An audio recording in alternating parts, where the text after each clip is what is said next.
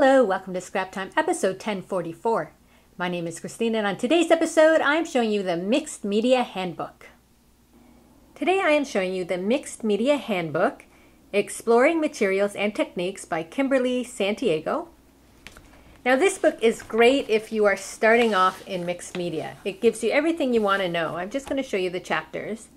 Where it begins, the substrates. This deals with papers and canvases and different things that you would do your art on. Chapter 2 is commitment. This is all your adhesives.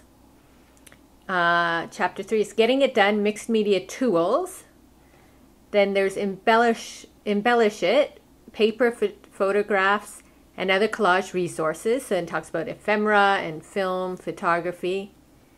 Chapter 5 is outside the box, so there's a demonstration with pressed flowers and metal stencils and bleach using fabrics, making your mark, drawing materials, and then painting materials. So I'll just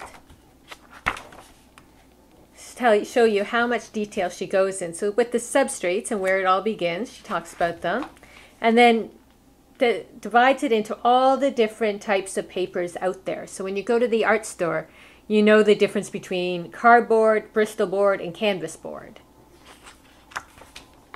And it goes on and on. So it's really detailed in all the different types of papers and products and paints. She's still talking about different papers here. And then she does little demos throughout the book too to give you ideas on how to use these things. This is still all your substrates. And here's a little demo that you can try out. So it's the same with all the different chapters, like spray adhesives. Here's all these different things just on spray adhesives. So as it says, it's a handbook about everything you need to know about mixed media mediums, wet adhesives. So if you're starting out and you're very confused when you're at the art store, this is a great book to pick up. Now, one of the techniques she talks about is using salt with watercolor paints, and I'm just going to quickly show you this technique. So here we have a couple final ones that I had done, and you can see how the salt makes that really great pattern on your background. And it's super easy to do, and you don't need a lot of materials. We have a piece of watercolor paper here, and I have some watercolor paints.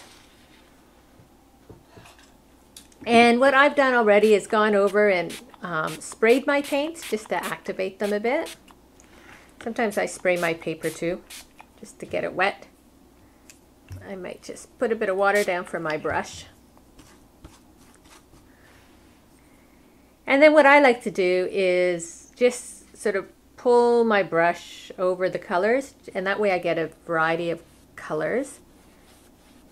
And you just paint however you want to paint your background.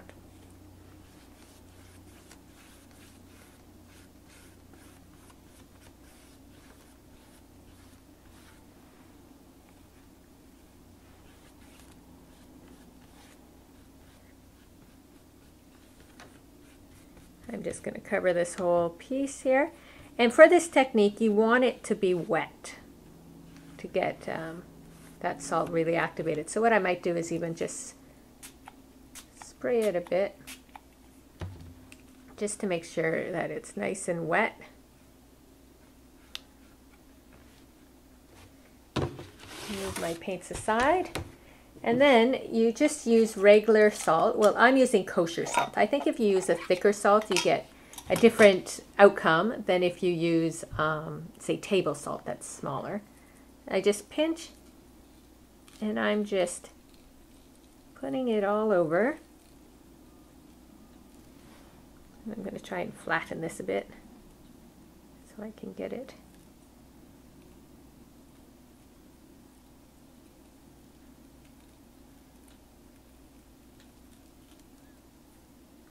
And then you want to let it dry for a bit, because what happens is that salt absorbs the paint, and that's how it forms the texture. I need to close up my salt.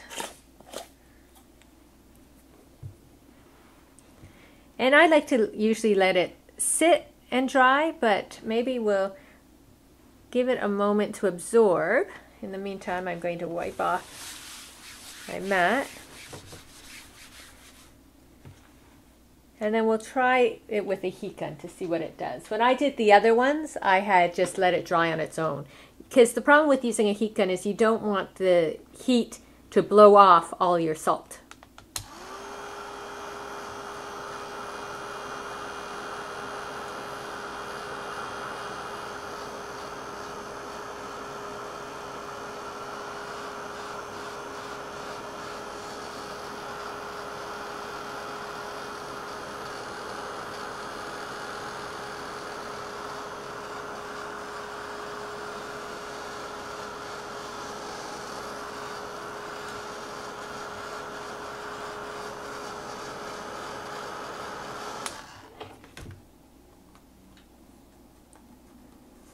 Okay, so that's fairly dry. I'm going to put down a napkin to collect my salt. And then you want to just brush the salt off.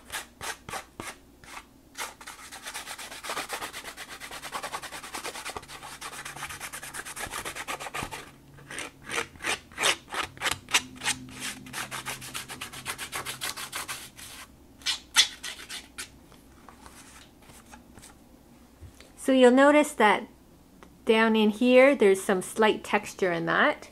The ones I did here have a lot more going on, and it's probably because I let it dry on its own, and it may have been wetter. So the more water that's in there, the more it has to soak up the color. But there's still texture all on this one. It's just a lot more subtle. So depending if you want just the subtle texture or more bold texture, depends how wet it is and if you just let it sit to dry.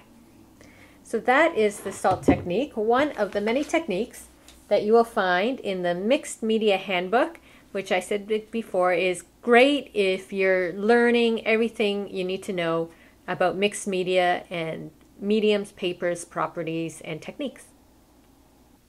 Well, that's it for today's episode. Be sure to check out our website at www.scraptime.ca. And on our next episode, I am showing you the Imagine Craft Stay On Glaze. So please join us. Thanks for watching Scrap Time.